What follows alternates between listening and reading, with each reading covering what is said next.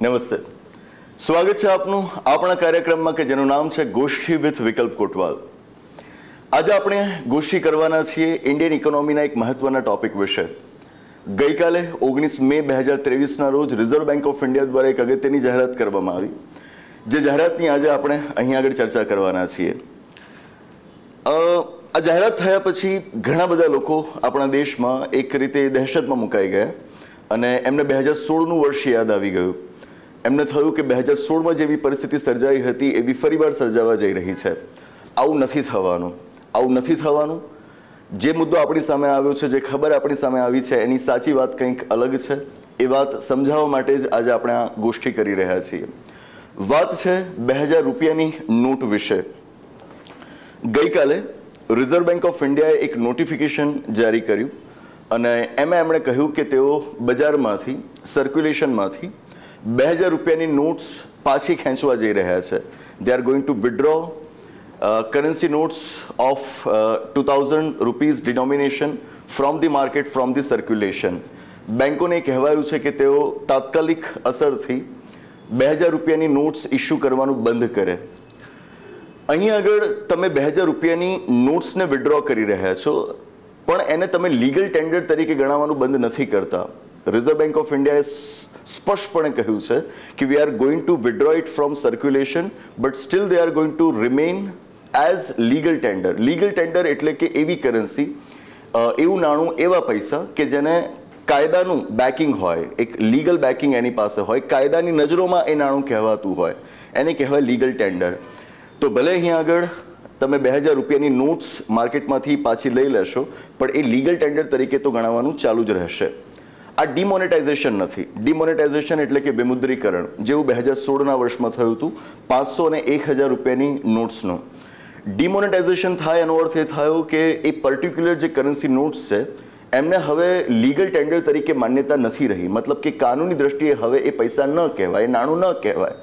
અહીં આગળ આ ડિમોનેટાઇઝેશન એટલા માટે નથી કારણ કે 2000 રૂપિયાની નોટ્સ પાછી ખેંચ્યા પછી પણ એમને લીગલ ટેન્ડર તરીકે તો માન્યતા ચાલુ જ રખાઈ છે. 2000 રૂપિયાની નોટ્સ પહેલાં આપણે ત્યાં નહોતી. આ દાખલ થઈ છે 2016ના વિમુદ્રીકરણ પછી, ડિમોનેટાઇઝેશન પછી. 500 અને 1000 રૂપિયાની નોટ્સનું ડિમોનેટાઇઝેશન 2016માં થયું પછી બજારમાં સ્વાભાવિક રીતે પૈસાની એક અછત સર્જાવાની હતી. એ જે ઘટ પડવાની હતી એને પૂરી કરવા માટે 2000 રૂપિયાની નોટ્સ જે તે વખતે માર્કેટમાં ઇન્ટ્રોડ્યુસ કરાયેલી હતી. હવે આજે એને પાછી ખેંચવામાં આવી રહી છે. કેમ પાછી ખેંચવામાં આવી રહી છે? રિઝર્વ બેંક ઓફ ઇન્ડિયાએ આના માટે ચોક્કસ કારણો આપ્યા છે. જે કારણો કહ્યા છે એને આપણે સમજીએ. આ નોટિફિકેશનમાંથી લીધેલા મુદ્દા છે. આ એટલા માટે સીધા બતાવી રહ્યો છું કે જેથી મગજમાં જો કદાચના ડરનો માહોલ હોય તો એને આપણે દૂર કરી શકીએ. પહેલી વાત કે રિઝર્વ બેંક ઓફ ઇન્ડિયાનું કહેવું છે કે 2000 રૂપિયાની નોટ્સને દાખલ કરવાનો જે ઉદ્દેશ્ય હતો, જે હેતુ હતો, એ હવે પૂરો થઈ ગયો છે. હેતુ શું હતો કે જે તે વખતે 500 અને 1000 રૂપિયાની નોટ્સનું વિમુદ્રીકરણ કર્યા બાદ માર્કેટમાં જે નાણાંની અછત સર્જાવાની શક્યતાઓ હતી એને પૂરી કરવા માટે 2000 રૂપિયાની નોટ્સ દાખલ કરાયેલી હતી. એ હેતુ હવે સર થઈ ચૂક્યો છે અને હવે જો તમે 2000 રૂપિયાની નોટ્સ પાછી ખેંચી લો છો તો બીજા ડિનોમિનેશનવાળી તમારી પાસે કરન્સી નોટ્સ માર્કેટમાં એટલી છે જ. 100 રૂપિયાની નોટ્સ છે, 200 રૂપિયાની નોટ્સ છે, 500 રૂપિયાની નોટ્સ છે. આ બધી નોટ્સ પૂરતી માત્રામાં છે જ કે જેની મદદથી તમે આ ઘટને સરભર કરી શકશો. તો 2000 રૂપિયાની નોટ્સ હવે પાછી ખેંચી લેવામાં કોઈ વાંધો નથી. એમણે સ્પષ્ટપણે આંકડા સાથે આપણને જણાવ્યું છે કે હાલની અંદર માર્કેટમાં જે 2000 રૂપિયાની નોટ્સ સર્ક્યુલેશનમાં છે એ 2000 રૂપિયાની જે નોટ્સની ટોટલ ક્વોન્ટિટી છે, એનો જે કુલ જથ્થો છે એનો માંડ 10% જથ્થો છે. 2000 રૂપિયાની જેટલી પણ નોટ્સની ક્વોન્ટિટી ટોટલ આજે આપણી પાસે છે એનો માંડ 10% જથ્થો એ આજે સર્ક્યુલેશનમાં છે, માર્કેટમાં છે. તો એ 10% જથ્થાને જ હવે આપણે પાછો ખેંચી રહ્યા છીએ. તો એના પાછા ખેંચાવાથી માર્કેટમાં કંઈ એટલી મોટી તકલીફ નહીં ઊભી થાય અને એ જે ઘટ ઊભી થવાની છે એને તમે બીજી કરન્સી નોટ્સની મદદથી સરભર કરી શકો એવી પરિસ્થિતિમાં છો જ. મોટાભાગની જે 2000 રૂપિયાની નોટ્સ આપણે જોઈએ છીએ એ માર્ચ 2017 પહેલાં ઇસ્યુ કરવામાં આવી હતી. આરબીઆઈનો આંકડો કહે છે કે લગભગ 89% જેટલી નોટ્સ એ માર્ચ 2017 પહેલાં ઇસ્યુ થયેલી હતી. હવે આ છેવટે છે તો કાગળની નોટ્સ, આમની પણ એક આવરદા હોય, આમનું પણ એક આયુષ્ય હોય. રિઝર્વ બેંક ઓફ ઇન્ડિયાનું કહેવું એ છે કે એમનો લાઈફ સ્પેન, એમનું આયુષ્ય છે 4 થી 5 વર્ષ સરેરાશ. આ પરિસ્થિતિમાં આટલો સમય તો હવે વીતી ગયો છે, તો એ બાબતને ધ્યાને લેતા પણ આપણે હવે એને પાછી ખેંચી લેવી જોઈએ. ઓકે.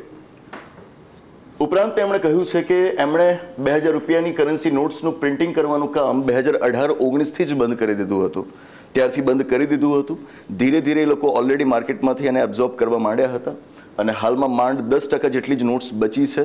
ઉપરાંત તેમનું કહેવું એ છે કે 2000 રૂપિયાની નોટમાં આપણે બધું ટ્રાન્ઝેક્શન્સ પણ કરતા નથી, અને વાત સાચી પણ છે કે આજે આપણે માર્કેટમાં 2000 રૂપિયાની નોટ્સનો એટલી છૂટથી ઉપયોગ નથી કરી શકતા, કારણ કે છૂટાની મગજમારી થાય. બરાબર. તો આ પરિસ્થિતિમાં હવે એને પાછી ખેંચી લેવી યોગ્ય છે.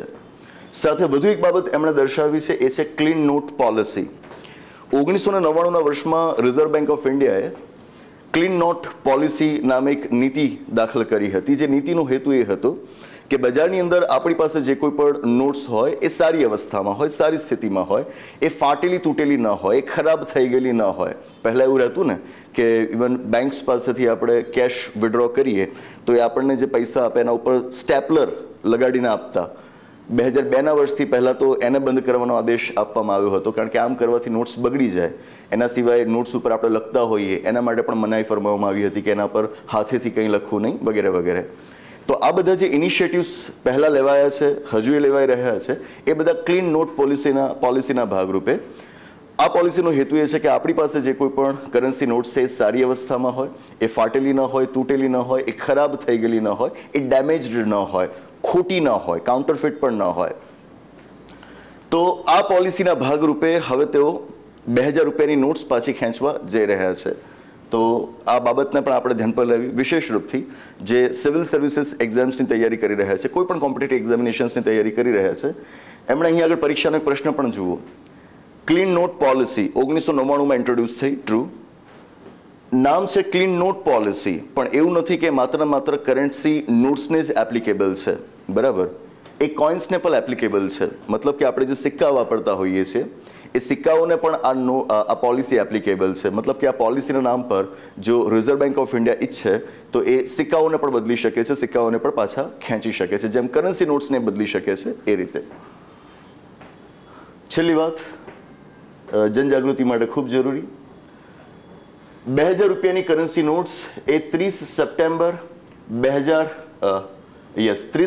2023 સુધી, પણ ત્યાં સુધીમાં તમારે એને બેંકમાં જઈને એક્સચેન્જ કરાવી લેવાની રહેશે. કાં તો એક્સચેન્જ કરાવી લો અથવા તો એને તમે ડિપોઝિટ કરાવી દો. ડિપોઝિટ તો તમે ગમે ત્યારે જઈને ત્યાં કરાવી શકો, ગમે ત્યારે ત્યાં જઈને તમે એને જમા કરાવી શકો. પણ જો તમારે એને એક્સચેન્જ કરાવી છે એટલે કે 2000 રૂપિયાની નોટ્સ આપીને સામે બીજી નોટ્સ તમે મેળવો, 2000 રૂપિયા સિવાયના ડિનોમિનેશનની નોટ્સ તમે મેળવો, તો એના માટે આરબીઆઈએ એક્સચેન્જ ફેસિલિટી બેંક્સમાં ઊભી કરી છે. જે એક્સચેન્જ ફેસિલિટી શરૂ થશે 23 મે 2023થી. મતલબ કે 23 મે 2023થી શરૂ કરીને 30 સપ્ટેમ્બર 2023 સુધીમાં તમે બેંકમાં જઈને 2000 રૂપિયાની નોટ્સ આપીને સામે બીજા ડિનોમિનેશનની નોટ્સ મેળવી શકશો. ધ્યાનથી, જરૂરી નથી કે જે બેંકમાં તમારું ખાતું, તમારું એકાઉન્ટ છે એ જ બેંકમાં જઈને તમે તમારી નોટ્સને એક્સચેન્જ કરાવો. તમે ચાહો તો બીજી કોઈક બેંકમાં પણ જઈને તમારી નોટ્સને એક્સચેન્જ કરાવી શકો છો. મતલબ કે એવી બેંક કે જ્યાં આગળ તમારું ખાતું નથી, તમારું એકાઉન્ટ નથી, ત્યાં પણ તમે તમારી આ 2000 રૂપિયાની નોટ્સને એક્સચેન્જ કરાવી શકો છો. ઉપરાંત જ્યારે તમે એક્સચેન્જ કરાવવા જશો તો એના માટે એક મર્યાદા બાંધી છે 20,000 રૂપિયાની, કે એક સમયે તમે મેક્સિમમ 20,000 રૂપિયાની નોટ્સનું જ એક્સચેન્જ કરાવી શકશો બેંકની અંદર, એનાથી વધારે નહીં. પણ હા, બેંકના જે બિઝનેસ કોરસ્પોન્ડન્ટ હોય, જો એમની પાસે તમે બેંક નોટ 2000 રૂપિયાની નોટનું એક્સચેન્જ કરાવડાવો છો તો એની મર્યાદા બાંધી છે 4,000 રૂપિયા. 4,000 રૂપિયા પર ડે, એક દિવસના મહત્તમ 4,000 રૂપિયાનું એક્સચેન્જ તમે ત્યાં આગળ કરાવી શકશો. અને સાથે ખાસ ધ્યાન પર લેવાની વાત કે this exchange facility shall be provided free of cost. એટલે કે બેંકો તમારી પાસે આનો કોઈ ચાર્જ નહીં લઈ શકે, આના માટે કોઈ રકમ એ લોકો નહીં વસૂલી શકે. This is completely free of cost. તો ધ્યાન પર લેવાની જરૂર છે કે આ ડિમોનેટાઇઝેશન નથી, એટલે કોઈ પેનિક કરવાની જરૂર નથી કે તાત્કાલિક આપણે બેંકમાં દોડી જઈએ, લાઈનો લગાવી દઈએ અને આપણા પૈસાના બદલામાં બીજા પૈસા મેળવી લઈએ. આવું કાંઈ નથી. તમારી પાસે પૂરતો સમય છે. રિઝર્વ બેંક ઓફ ઇન્ડિયાએ પોતાના નોટિફિકેશનમાં પણ કહ્યું છે કે 4 મહિનાનો સમય પૂરતો કહેવાય કે જેની અંદર આપણે આપણી બેંક નોટ્સને ત્યાં આગળ એક્સચેન્જ કરાવી શકીએ અથવા તો સીધી ડિપોઝિટ તો આજે પણ આપણે કરાવી શકીએ છીએ. એક્સચેન્જ ફેસિલિટી શરૂ થાય છે 23 મે 2023થી. તો આ વાત હતી આજની ગોષ્ઠીમાં. આના જ વિશે વાત મેં હિન્દી અને અંગ્રેજી ભાષામાં પણ કરેલી છે, અને એ કરેલી છે આપણી બીજી એક યુટ્યુબ ચેનલ ઉપર જેનું નામ છે આઈડિએશન ફોર આઈએસ. જેમ હું પહેલાં પણ આપને કહી ગયો છું કે યુપીએસસી સિવિલ સર્વિસીસની તૈયારી કરતા મિત્રો અને ખાસ તો હિન્દી અને અંગ્રેજી ભાષામાં તૈયારી કરનારા મિત્રો માટે આપણી એક પહેલ છે, જેમાં આપણે આઈડિએશન ફોર આઈએસ નામના યુટ્યુબ પ્લેટફોર્મ ઉપર હિન્દી અને અંગ્રેજી ભાષામાં વિડીયોઝ મૂકી રહ્યા છે. તો એના ઉપર પણ મેં આ વિષય ઉપર વાત કરેલી છે. જે મિત્રો હિન્દી ઇંગ્લિશમાં એને સાંભળવા માંગતા હોય એ ત્યાં આગળ એને જોઈ શકશે. તો આ હતી આજની ગોષ્ઠી. હેતુ હતો કે ઇન્ડિયન ઇકોનોમીની આ ખબર વિશે સાચી માહિતી આપણે લોકો સુધી પહોંચાડીએ, કારણ કે સોશિયલ મીડિયા પર આના વિશે ખોટી માહિતી વધુ છે. મીમ્સ ઘણા બધા બનવા માંડ્યા છે. બરાબર, સાચું વાંચીને મીમ્સ બનાવો તો સારી વાત, પણ તમે એની સમજ પૂરતી લીધા વગર ફક્ત લોકપ્રિયતા હાંસલ કરવા માટે મીમ્સ બનાવો અને એના દ્વારા ખોટી માહિતી લોકો સુધી પહોંચાડો, એ યોગ્ય નથી. તો સાચી માહિતી લોકો સુધી પહોંચાડવાનો હેતુ હતો આ ગોષ્ઠીનો. આવનારા એપિસોડમાં આવા જ વધુ એક અગત્યના અને રસપ્રદ મુદ્દાની ગોષ્ઠી સાથે પાછા મળીશું. આભાર. નમસ્તે.